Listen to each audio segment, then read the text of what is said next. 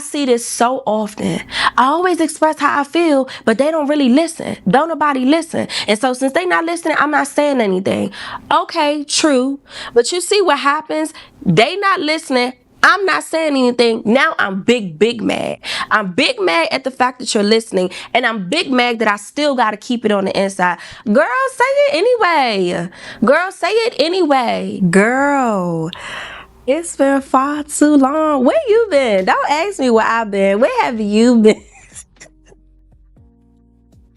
Hey boo, come on, let's come have a chat. Y'all know I always like to talk and drop some good wisdom on you, but I feel like today I really want you to sit and come soak this video in, this message, and I want to talk to you as if we talking to like homegirl to homegirl. Like, I'm just gonna be real honest and raw with you, and I feel like it's a conversation that you probably want to have with people. You just probably don't have the opportunity to have it or the right person to have it with. And so let me be that person for you. Let's sit and let's talk. I think it's important for me to help you process how you feeling. Come on. I got a phone call today, and a girl I go to church with said, girl, why I was at work and my coworker was like, let me see who all came to your baby shower. And she was scrolling through the pictures and she was like, oh my God, I know her. That's Nene. I used to always watch her videos. And she say, so I'm just calling you to let you know that people miss your videos and it's really time for you to get back to filming. And it's so funny she said that because literally the day before, I get a notification on my phone and someone comments on the video. I don't know what the video was. It was a recent video within the last year or so. And someone said, oh my God, Nene, it's been years. I miss you. And stuff like that. It don't happen by happenstance. You get somebody say, I miss you. You get somebody call me and say, somebody recognize you and miss you. I'm a viewer of you. I didn't even know the girl, my homegirl from church. I didn't even know she was a viewer of me. And she was like, we miss you. And so I'm just calling to say it's time to come back. And girl, here I am. Real quick, I've been fighting with coming back to YouTube only because I kind of feel like, does anybody really want to hear this? I've always been the girl that has come and just had these real conversations with you. And I feel like it just be raw. But I don't really know if people want to hear it. And so I feel like there's so much value in what I say, and I feel like it can help a lot of people. But when I look at the numbers of engagement, that gets so discouraging because I'm like, maybe my channel just don't want to hear that. And it makes me feel like I've been this girl all along though. Why don't people want to hear? And so that's honestly why I have been just not showing up, because I'm like, I don't know how to show up in the way where the people want. I only just know how to show up authentically. I'm really still kind of working through this, and I think we're kind of processing it out loud together. I am who I am. I cannot change who I am. The conversations that I have, the topics I like to talk about, it's really not going to be for the masses. Although the information is valuable, the conversation is rich, the wisdom pours in, it's not going to be for everybody, and I really have to be okay with that.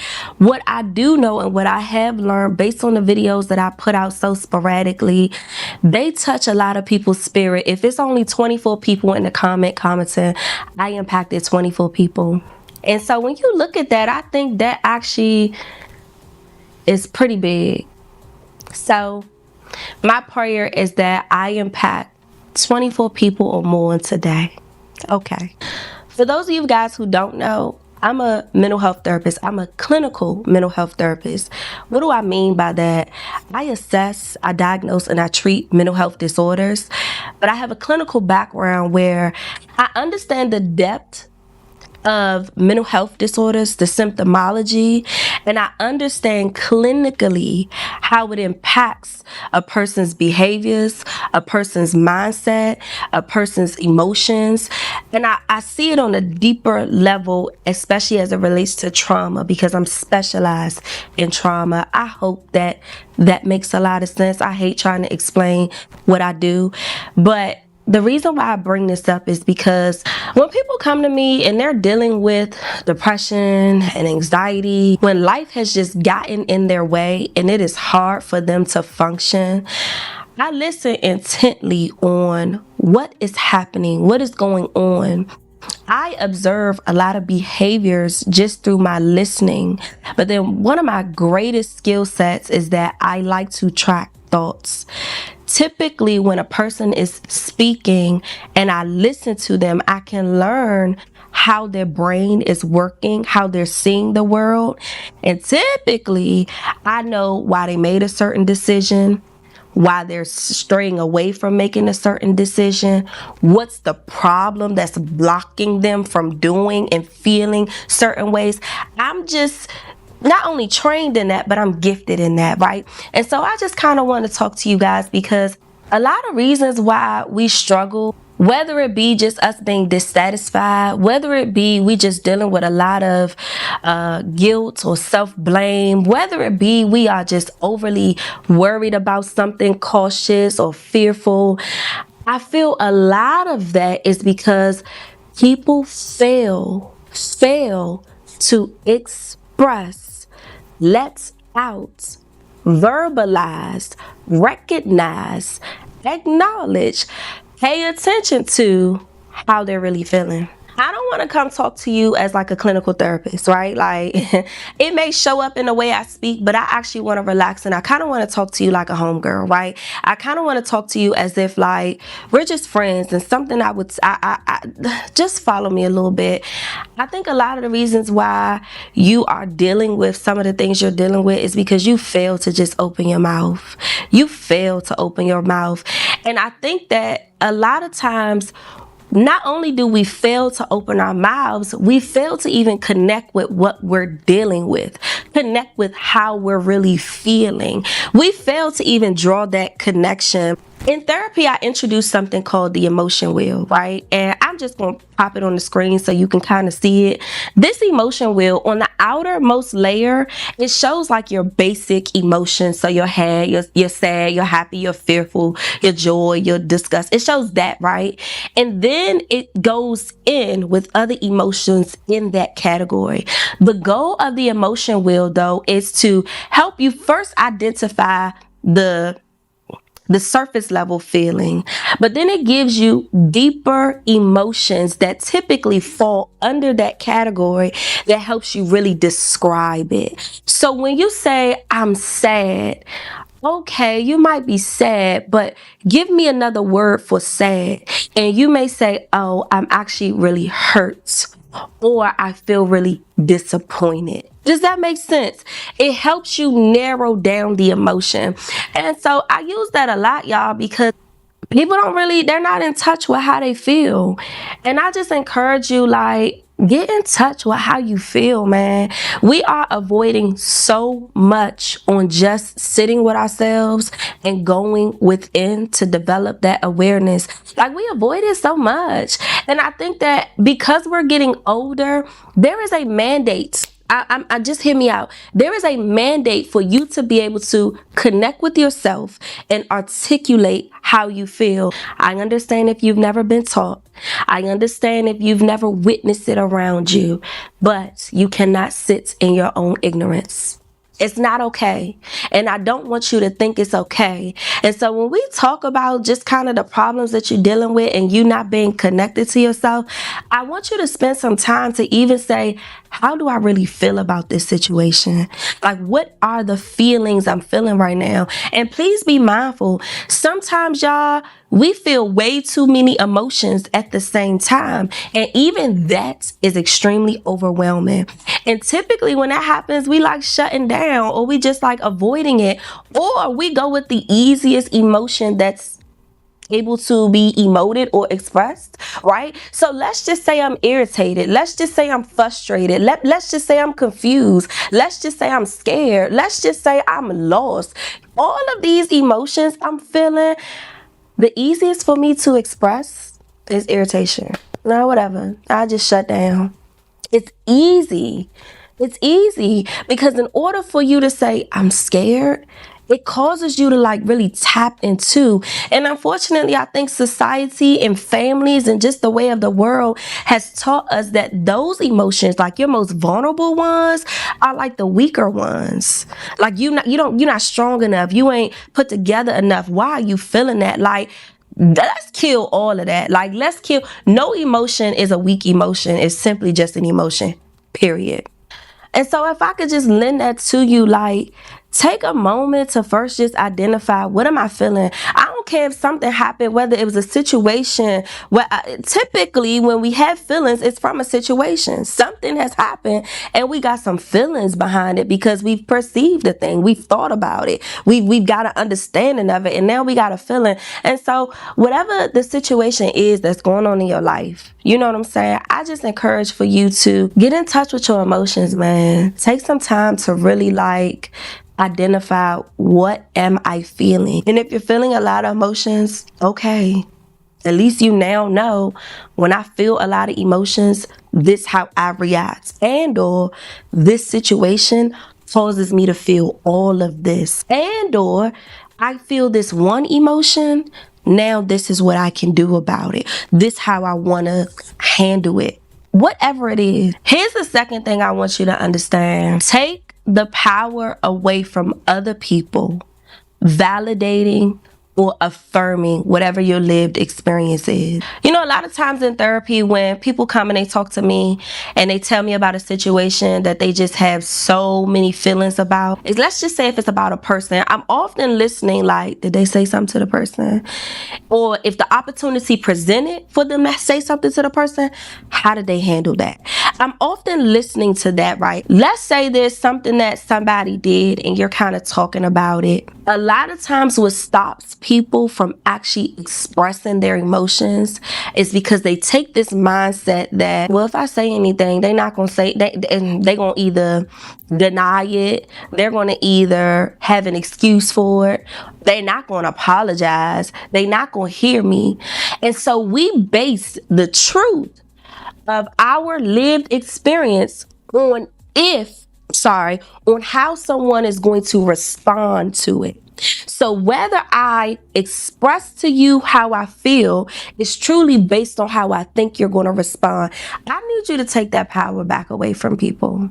Because here's the fact of the matter. If there's ever a situation where somebody has wronged you, if there's ever a situation where there's just conflict or something that you need to just kind of address or bring up to somebody, more than likely, a lot of people struggle with accountability. More than likely, a lot of people do not like confrontation. They don't like when people want to say what they did wrong or say where they hurt them. They don't want to hear that. And so the first thing that people do not go to is saying, hey, you know what? I'm sorry. It's so unfortunate, but it's the truth. That's not the first response you're going to get from someone. And so if you're thinking that I want them to just acknowledge how I feel, that says to your brain that, to me, if they acknowledge how I feel is correct. No. You got to take that power away from people, y'all. Your experience is simply yours. And so whether somebody holds themselves accountable or not, whether somebody validates what you're thinking and how you feel and how you was impacted or not, it still deserves to be put on the table. And you have to accept the fact that I may or may not get a favorable response. But me saying how I feel is never dependent on that. We carrying too much, and I think it's because it's not even think. I see it's because we need people to affirm it. We need people to validate it, and I need you to take that power back. I really hope that I am expressing this in a way that you get it. I really do. I'm not going to be able to say all the words that's going to resonate with your spirit, but I just need your brain to start thinking now.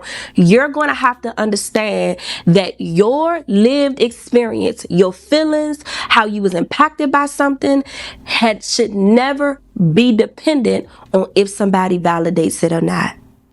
And that should never stop you from expressing how you feel based on if they're going to validate it. Oh, for example, I see this so often. I always express how I feel, but they don't really listen. Don't nobody listen. And so since they not listening, I'm not saying anything. Okay, true. But you see what happens?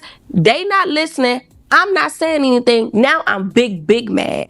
I'm big mad at the fact that you're listening. And I'm big mad that I still got to keep it on the inside. Girl, say it anyway. Girl, say it anyway. Say it anyway. And I'm not saying like I'm giving you all this energy. Like, tell them off. I'm not saying that, okay? I think I'm just kind of irritated at the fact like, say it anyway. Whether they listen or not, at the end of the day, let me tell you something. What is true, a lot of people pump fake. A lot of people pump fake as if they don't hear you talking, as if they don't care about what you're saying. But let me tell you something that my mother taught me. At the end of the night, when people go get in that bed and they lay their head on that pillow, if you said something that stick, that confront them, that's the truth, it's replaying in their head. And so people always got a poker face, baby. They can sit up every time and act like, I don't hear that, or blah, blah, blah, I don't want to hear that, right? Or completely just mute you out. They got to lay down that night. And what you say to them, especially if it's the truth or some validity, it can't escape what they heard. I think part of that, just the other side of that, we have to really watch what we say to people, especially if we coming from a hurtful place. Like if we just want to hurt somebody, if we want to tear somebody down, this is not the message for that. I'm not the woman to tell you tear somebody down, hurt somebody. So this ain't that. Don't confuse that. But follow me. This is why we have to be careful, because your ear gates process everything. People can act like they don't hear you, but your ear gates hear it all. You ever tried to not hear something? You ever tried to just block something out and later you hear it? Later your brain brings it up? That's all I'm saying. So we have to be careful, one, what we say and our attention behind some things, because people, it's going to resonate to them later. But also the importance of letting it out is no matter how somebody may act like they not listening, they gonna hear that. Every word that you said is gonna sit in their spirit. Now, whether they change their behavior, whether they come back and apologize, that's not up for you to control. I talked a lot about this, but I hope you get it. Let me move to the next one. Another thing that I feel stops people from expressing themselves, and this is why you're dealing with so much, is because you are prioritizing how somebody else feel over yourself. I often have clients, when I talk to them, I ask them like, well, why didn't you, say this like exactly how you said it to me? Or why didn't you say this, period? Or why didn't you go there? And I always get the most common response. I mean, I just didn't want to hurt their feelings, or I knew that they wasn't going to be able to handle it. And so like, I just didn't even go there. And I'm like, oh, okay, so basically you have been living in this self-sacrifice state where I will prioritize somebody else and their feelings over mine. And here's the truth with that. Do you know that the more you do that, the more frustration that you build up, like you build up internally? Like, do you know that the more that you keep somebody else's feelings at the forefront, it costs you? So it's literally like working against you, essentially. That's a lot more resentment. That's a lot more anger. That's a lot more hurt. That's a lot more bitterness, because you literally are saving the person. The fact of the matter is that you cannot control how somebody feels. This is not like a complete literal statement. I kind of have to correct myself because I know people and take stuff, right? What I'm saying is some things that you do say or do is impactful to a person and how they respond and stuff like that. Yes. What I'm saying is in a matter of expressing yourself and saying your truth, you really cannot control how a person processes it, how it impacts them, how they react to it. You literally have no control. That's literally you saying that I control and regulate their nervous system. Girl, what? That's literally saying I control and regulate their mind. Girl, what? And a lot of times we feel like we can do that because we say, well, if it was me, I know I would feel that way. Well, it's not you. And the only reason why you know you will feel that way is because you is you. I feel like sometimes I be going so hard, but I really do it in love because I need you to get it. I need you to really understand that you got to stop self-sacrificing for the sake of somebody else's feelings. That is literally adding to your feelings of like emotional overwhelm, or just feeling like you're gonna explode, or just feeling depressed, or feeling down and out, or feeling disappointed, or whatever the feelings are. You're adding to it because here you are yet again putting how somebody else feel over you. And what if that is your core problem? Man, I feel like it's so much I can talk about on this subject, but I really do pray that y'all can just take those 3 tips. And I hope, not 3 tips, those just 3 insights on why it's so hard for you to express yourself, why it's so hard for you to just say what it is you want to say. You're not connecting enough with exactly how you feel. Giving people too much validation, or too much power, to validate how you feel. And then you're also worrying too much about how somebody else may feel. That's a lot, babe. It's a lot. I want you to understand that it is okay to express yourself, and you can do it calmly, and you can keep the person in mind, but it doesn't necessarily mean that you're looking for something from them to make you feel that what you're feeling like is valid. We got to get away from that. One of the things I love about being a therapist is because is the fact that I would have moments in my life like, am I tripping? Like, am I tripping? And I would talk to people and they would say, nah, you ain't tripping. I love being that person in the seat that when somebody comes and they say, am I tripping, Miss Brooks? And I say, nah, you ain't tripping. You're not tripping. In a sense, it is me validating how you feel. But the difference is this. You ultimately knew you wasn't tripping. I'm just an outside voice to just confirm what you already knew. In the am I tripping moments, let me tell you something. When you wrong about something, when you wrong about something, you never have the am I tripping? Like, is it me? You never really have that when you're wrong. Okay? Because the other side of that, what I like to do is, am I tripping? Is it me that's tripping? Yeah. Yeah. Let's come back. Let's walk through this. Let me show you a little bit. That's the other side of it.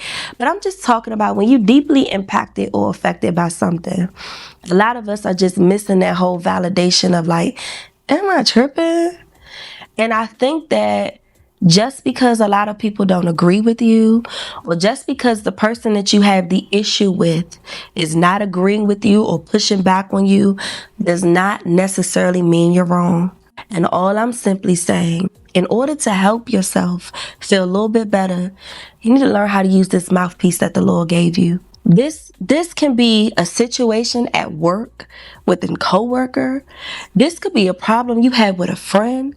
This could just be unresolved issues you have with a lot of people. This could be a problem with yourself. I don't know and cannot name why it's hard for you to express yourself. This is an area of change that needs attention if you've been dealing with not knowing how to express yourself and you just have an overload of things that you've just been carrying. Some of that is because you just haven't opened your mouth. Man, this was such a good topic to talk about. I really, really pray that I touched somebody's spirit. I am very passionate about teaching people how to use their voice, but ultimately helping people get to emotional wholeness. I am very passionate about that. And so I just hope, boo, that this video was helpful. If you got to run it back, write it down. I know there was some gems in there that spoke to somebody's spirit, and I'm just happy that I was able to help you in that way. Can you leave in the comments for me something else you'd like me to talk about? I have more ideas that I want to kind of come and sit and talk with you about. But leave this in the comments. I mean, leave your suggestions in the comment. Anywho, I'm wrapping up. Y'all like my hair? Oh, I did a little finger coil type style on it. I'm really trying to get used to my TWA. I really want to just take care of her and get her to flourish and grow some more, because I just neglect my hair so bad. And so I'm really trying to embrace my hair and my curls because I think they're beautiful. I just got a small bush, but it's okay. I'm trying to embrace it. I hope y'all like it. Y'all think it's cute. Anyways, I'm out of here. I hope that this video was helpful, and God willing, I will see you again in the future. Bye, boos.